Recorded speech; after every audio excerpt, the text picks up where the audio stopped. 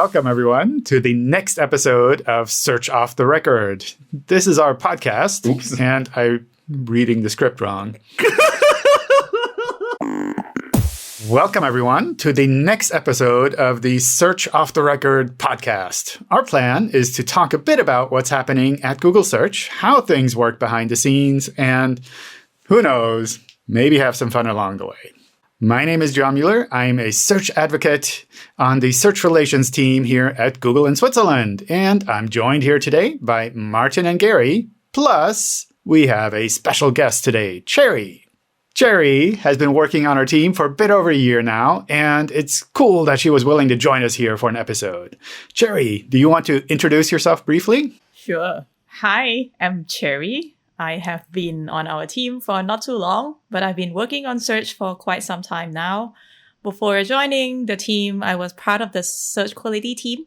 Some of the things that I worked on and maybe you might have come across are the web spam reports that we publish every year on our blog, the Search for Beginners video series on the YouTube channel, and other initiatives that happen in Asia, such as webmaster conferences, and the launch of local blogs and online help communities. Cool. So all of these are in Asia. Where are you located, Cherry? I am based in sunny Singapore, which is a little far from everybody else. So I have been focusing a lot more on search in Asian markets. So cool. Yeah, it's almost like way on the other side of the planet. Travel is so far away, so it feels even further away nowadays. Can you tell us a bit more about the search quality work and the web spam team? Is that like all one thing, or are these different parts of Google? Well, they are different teams, but the goal of both teams is the same, which is to surface good search results and also to keep the search result away from spam as much as possible. So given that task, which is quite a big scale, basically the two teams work together and from different angles. So the methods and the focus, the responsibilities are different. Okay. Wow. Sounds like we must have a ton of teams that are working on search to make sure that everything comes together in the right place. One of the things I heard is that in some countries, in particular around Southeast Asia, or probably also other regions, we have trouble with the amount of content that we can show in search. Is that something that you've run into? Right. Yeah. So in Asia is a diverse region, actually. So this means that you can't treat Asia as one bucket, which I'm sure it's also the same with other continents too. So like there are different needs for each country and in some cases, like each part of the country. And yes, one specific problem that we do run into is that we don't have enough content in certain Southeast Asia languages and in certain verticals. Okay, wow. So I don't know, is that a problem of the content that is out there, or is that just that our index is so skewed towards, I don't know, Western content, Western languages? I don't know. Gary, is that something you've run across? Well, yeah, definitely. I mean, I spent quite a bit of time in Asia when we don't have this, corona and things. And also this ties really well into my next topic in how search works, topic that we started previously. And we can talk about index selection here. Generally speaking, we don't have a bias towards any one language. In fact, we are paying quite a bit of attention into ensuring that every language has the same potential indexing wise. So basically, regardless if it's a tiny language like Hungarian, for example, or a big language like Chinese or English or Arabic, each has or will have enough resources to end up in our index. And when I say language, I do actually mean the set of docs that are written in that particular language. We do have trouble with certain regions. And if you think about it, there are languages, for example, that are not really meant to be written, although they are written nowadays to preserve them. So, for example, if you think about the Pygmy language in Africa, there's lots of clicking going on that's very hard to express in writing. And for us, that's very hard to understand indexing-wise. And probably for us, ranking those languages those more special languages is also very hard. But indexing-wise, we do try to index them and store them in case someone figures out how to search for those languages. And of course, the same applies to Southeast Asian languages or Asian languages as well. They have the same potential indexing-wise, and we just select them and then wait for people to search for content from that segment of the index. Now, selecting those docs, the docs that are in those languages, is actually, it's a very sophisticated business. We are using the signals that we collected in the previous stages of indexing to make a decision whether a document should be indexed or not. Now, if you compare languages here, then you are going to have a very hard time. So, for example, if you compare any of the Arabic languages or Persian languages to English, then you will have trouble getting enough of that content, of the non-English content in the index, because they would be just overwhelmed by the amount of English content. And for that, we have, I will say, quotas, but it's really just basically an insurance policy for us to ensure that those languages also end up in our index. So they have an equal chance with English for ending up in our index. And then when we build our index and we use all those signals that we have, let's pick one, say PageRank, then we try to estimate how much we would serve those documents that we indexed.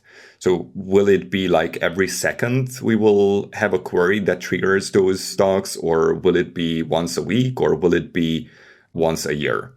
And based on that, we might use different kinds of storages to build the index. If you think about it, when you are building your computer, for example, if you're an idiot like me and builds their own computer, then you will think a lot about the storage mechanisms that you put in your computer. First, you are going to have RAM, for example, RAM, random access memory, which is the most expensive kind of storage that you can possibly put in your computer. Well, maybe the L1 caches or L2 caches are more expensive, but you are not putting those in your computer. Those are integrated. But the first one that you can put in your computer, that's RAM. That's the most expensive kind of storage. They come in small capacities. And then after that, you have to choose between a hard drive, like a magnetic hard drive, or a solid state drive. The solid state drive is more expensive, but it's way faster. I don't remember the exact number, but it's orders of magnitude faster than a hard drive. And that's because, for example, you don't have seek time on solid state drive. You can just go to a specific section right away at the speed of light, quite literally, and start reading from that section. While with a magnetic drive, like a hard drive, you actually have to move the arms of the hard drive to a specific section, to a specific disk, and start reading from the section that where you believe that the data is. So based on how many times we think that a document might be served, we might store the documents in our index in these different kinds of storage mechanisms. And that's what practically defines the index tiers that we have. So for example, for documents that we know that might be surfaced every second, for example, they will end up on something super fast. And the super fast would be the RAM. Like part of our serving index is on RAM. Then we would have another tier, for example, for solid state drives, because they are fast and not as expensive as RAM. But still not, like the bulk of the index wouldn't be on that. The bulk of the index would be on something that's cheap, accessible, easily replaceable, and doesn't break the bank. And that would be hard drives. Or floppy disks. Why are we back at floppy disks? What about tapes? Because I like them. Well, you're wrong. They are awful. Ugh. So okay, let's do an exercise. And I will pick Martin because he's being mean to me again. Oh, no. Let's do an exercise. Like if I tell you a news document from big news site, where do you think we would store that? Probably in the tier that is the fastest, so probably in RAM. But what if it's an old article? What if it's like a news article from last year? That's a very good point. Those would probably end up on solid state drive. Basically, we would put them on cheaper storage. But then let me say a PhD thesis from 2007, where do you think that would be? PhD thesis from 2007. I'm guessing that it's not one of the more popular ones that gets requested a lot of times, so we can probably put it on a slower tier. Yeah, that's correct. Last time I was actually inspecting some of the index charts that we have. I stumbled upon a huge chunk of PhD publications. You stumbled across my blog, yes? Your blog is also in the lowest tier for very good reasons. Yeah, I have index tiers as well. That was the worst pun. Okay, I'm done. I'm not talking anymore. That was it. Oh my. So you already said that for English language, we have a lot in the index. And then for some of the harder to understand and process from a computer point of view, process languages, we might not have that much content. Is that also a problem when we say like, oh, we want to select content in a language with a relatively small community? Let's say like the Romansh stuff, right? I think there's like 60,000 people speaking Romansh, which is one of the official languages here in Switzerland. Do we have enough content to actually fill the search results from that language? That's a very good point. And generally speaking, we don't. And one of the things that we've been trying to solve for the longest time was to get creators create more quality content. But that's generally not my desk. That's Cherry's desk. Right. So we would basically need to have content to help beginners create things for the web and make something that's interesting and useful in their own languages. Is that kind of the direction, I guess? We should have something like a Search for Beginners series. I don't know. What do you think? We have the Search for Beginners series on YouTube channel. Oh, so cool. Tell us more, Cherry. Well, apart from like running events and doing all these things, we do have the Search for Beginners video series. It's an animated video series. And as the name suggests, it's mainly for beginner people who are new to SEO and webs in general. We know that the web ecosystem is not always driven by webmasters or developers.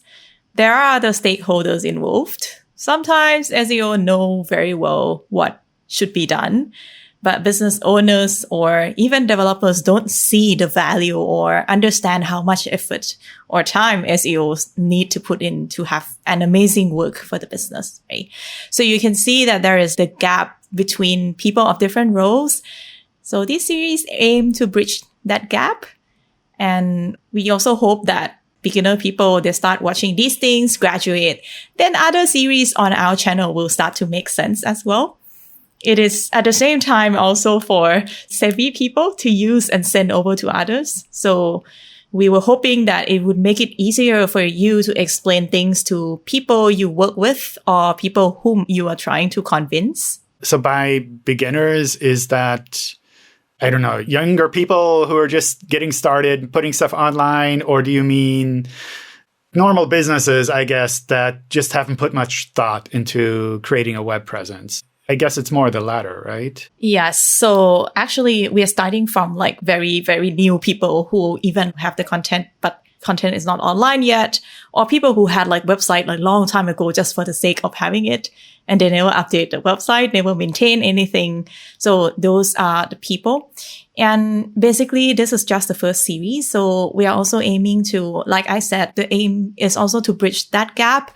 So the gap is pretty big. We're starting from something really basic, and we're hoping that in the next season, it will get more and more advanced. And in the end, they will get crossed over to other contents that we're having on our YouTube channel. Cool. So there'll be, I don't know, Search for Beginner that explains how to set a rel canonical and make JavaScript indexing.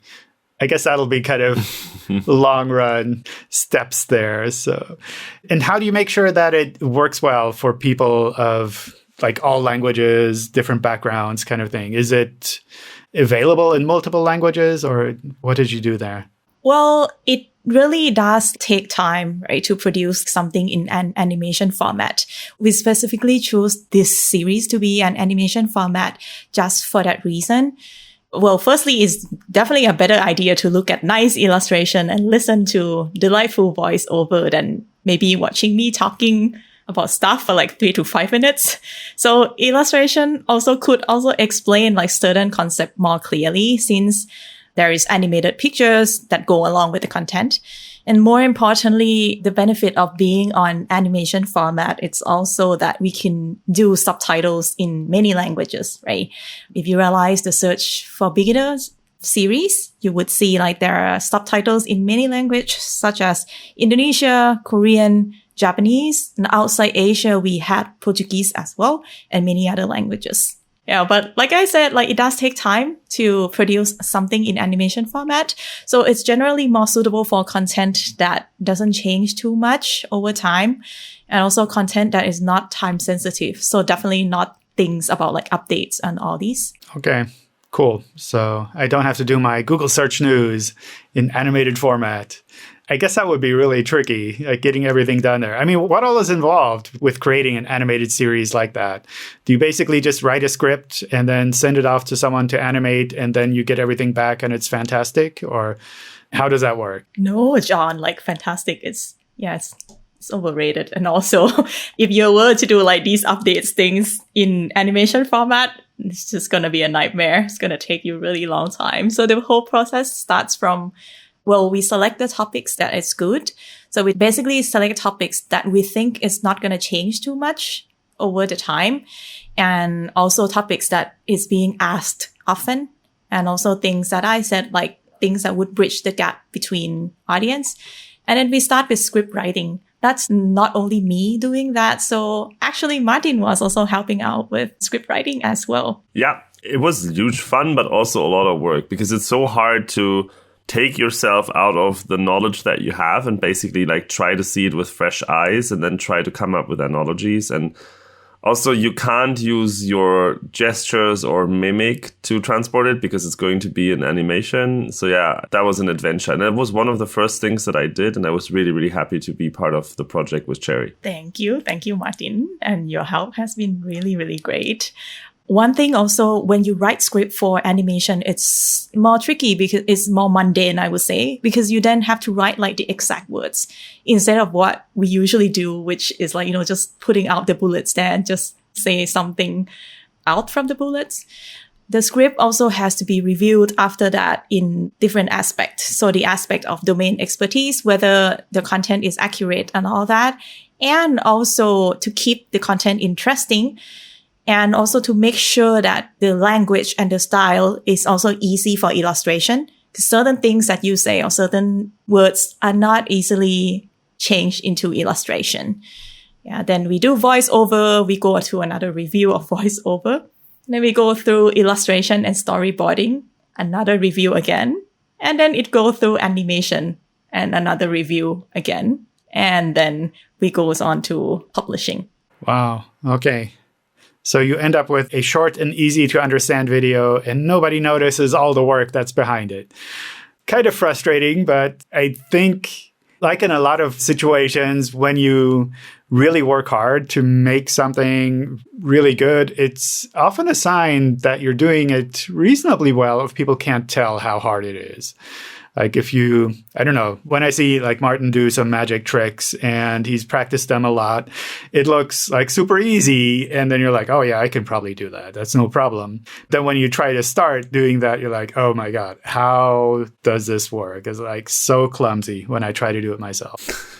So I think it's kind of cool to see how creating a series like this to make it easy for people to understand, it's still so much work involved with getting all of that there.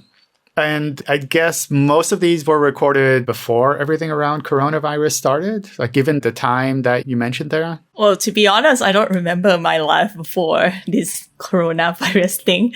But yes, it was before this unfortunate time.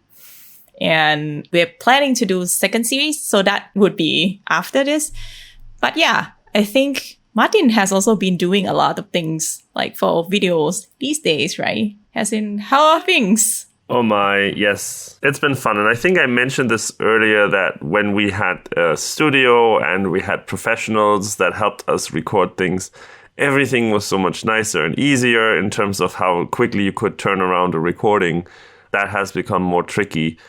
But At the same time, while each video production has probably become a little more tricky, we also do produce more because lots of people invite us, or me specifically, to webinars, which is basically like an online kind of meeting that is recorded and where you have like a more or less scripted conversation. Some of these webinars are basically unscripted and they're really thrilling and exhausting, but also rewarding afterwards. But a lot of people also don't know how much work really goes into it because, yes, sure, from the production point of view, it's just a few people talking about a topic in front of a camera and then recording that.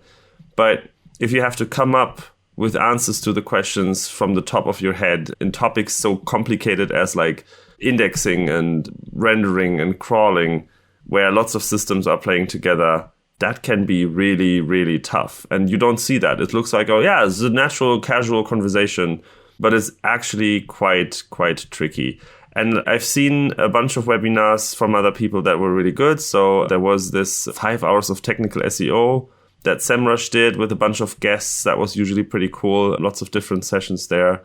We had a search engine journal webinar on passage ranking.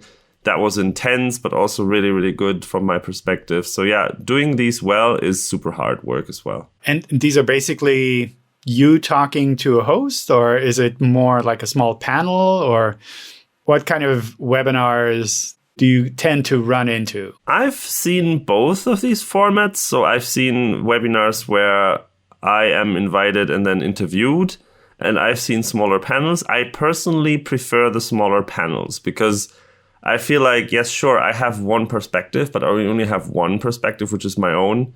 And having like different perspectives on a topic is generally more interesting, I think. Yeah. The part I kind of like as well with multiple people in a panel is that on the one hand, you have the official Google point of view, but there are lots of other points of view which could be just as important for people who are running websites, which are just not things that, I don't know, we would talk about because maybe we just don't have any expertise there, or maybe we just focus on one small aspect. But for a website overall, you need to focus on things like users as well, and the bigger picture of how it integrates into the web and into search. So I find that super useful to have more diverse voices in these panels. Absolutely. And the nice thing is that because you're basically just recording from your computer, you don't have to fly people somewhere. You don't have to have fancy equipment. It's really, really nice that this gives an opportunity to so many different people to join these.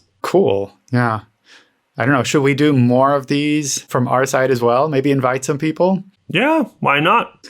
Okay. I mean, there's lots of smart and amazing people in the community. We should probably give them a stage. Cherry, how have the webinars been going for you? Have you been doing any as well? Yes, I've been going to many of them, but mostly for Asian markets. So the native language that I speak, and English for other markets in Southeast Asia. It's been great. Obviously not as good as if we can have it in person. But yeah, I think it's a good way to at least still stay in touch with the communities and these things. Cool. Yeah, I don't know. I kind of like the aspect of being able to join more of these events than if you needed to travel. But being able to travel again will be fun or scary, or I don't even know. I don't know what to think about it. Gary, when is your next conference planned? I don't have anything planned. Yeah. Like literally anything. Come dive with me. I'm not diving with you. You are diving in frigid waters. I just don't. But yeah, going back, you could also travel and join online conferences. Yeah. It could be an extension of what we've been normally doing instead of like a replacement, because as a replacement, I don't think it will ever work with the setup that we currently have. If we have telepresence, like for example, if I could have a hologram of Martin in my living room drinking coffee, then sure, that would be awful. But otherwise, I don't think it will happen. All right. We will need to work on holograms. That sounds like a plan. Yeah. I kind of like the aspect that suddenly more events, well, I guess like all events have to do stuff online. And hopefully some of this will continue to be online so that people have at least a chance to join some of these events without needing to travel. I think meeting in person is always super cool, but at least being able to join in, even if you can't make it, that would be really nice. I would wish that virtual events are more experimental, though. Like most of them are basically just transferring the on-stage talks to a virtual video call kind of situation. Yeah. And I find that very unsatisfying and very unhelpful. The hallway track is where the magic usually happens, at least for me at conferences. And I would love to see more experimentation. I know there are a few tools that are experimenting with this, but I'm seeing so many very boring online events. Not in the sense that they don't have good content. The content is amazing. It's just, what's the benefit of being at that event if I could just watch the same video on YouTube? I would love more experimentation with like more interactive formats and quizzes and all this kind of stuff. Right. I mean, we talked about this roughly when Corona started hitting. We had many one-on-ones with Martin about this, where basically I was the devil's advocate and saying that online events, why are we just not creating YouTube videos that people can watch whenever? Yeah. And to me, that feels that's still the same. Basically, most of the things that I hopped in and then very quickly hopped out were basically just a glorified YouTube video or any other platform video, Vimeo video. And to me, that's just not worth it. Basically, as a speaker, you are set up for stress because you have to make sure that your connection will be constantly good during the talk. While if you do a pre-recording, for example, I think Moz did that, and I thought that was brilliant, that they pre-recorded the talks, or some of the talks, I don't know, and then they cut it together into the experience, the conference experience, and that was good. But the point is that it was still not the same. Like, it was rewatchable all the time, and it was just a set of videos. So I think what we need is an area within your apartment where you can stand in line and wait for mediocre food. I will have bananas, thank you. Or some other place where you can chat with other people, or you're almost kind of like forced to chat with other people because you're like waiting there. It's like, maybe there will be some food left. So I'm aggressively introverted. So like even now I'm being forced to talk to people. I'm sorry. I know I'm not. So like when I go to a conference, it's draining, but then that's where I get the ideas from. Like, for example, someone tells me that the side colon operator was behaving weirdly, and then they show me on their phone how it was behaving weirdly. And then in my brain, I quickly make a connection, like what could possibly go wrong there. And then when I come back to my desk, then I can start looking into the idea that I had. And it's like, I don't even know, like a harvest of ideas when you go to these conferences. Basically, you will get so many ideas that some might be bad, some might be good. But the point is that you talk to many people, they give you lots of ideas, and then you have something to work on essentially for the next couple quarters or a year or 10 years even, or whatever. But online, this somehow is not happening. Like, even if you go into a chat room where there's just like 5 people and you are talking to each other, this whole experience of video chatting, it's so much different than normal chats somehow, like face-to-face chats. Because, for example, if Martin now interrupts me, then suddenly my reaction will be to stop, because that's how videos work online. Like, it will just feel weird. But when we are face-to-face, then we might actually talk over each other, but we still understand each other. It's just so vastly different. And then body language, like you miss all the body language. Okay. Now, so that was my rant. That was your rant. Okay, cool. So I can see once we can start traveling again, you're just going to live in an airport and visit. No, airplane. Sorry. Airplane. Visit all the events. Woohoo! Cool. Well, That's been a lot of stuff today. Thank you all for joining in. Thank you for making it over and joining us as well, Cherry.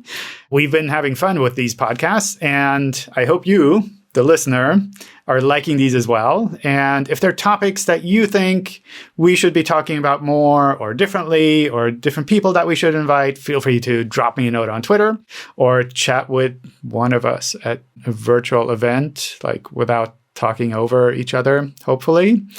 And of course, don't forget to like and subscribe and share this podcast with others if you're having fun with it as well.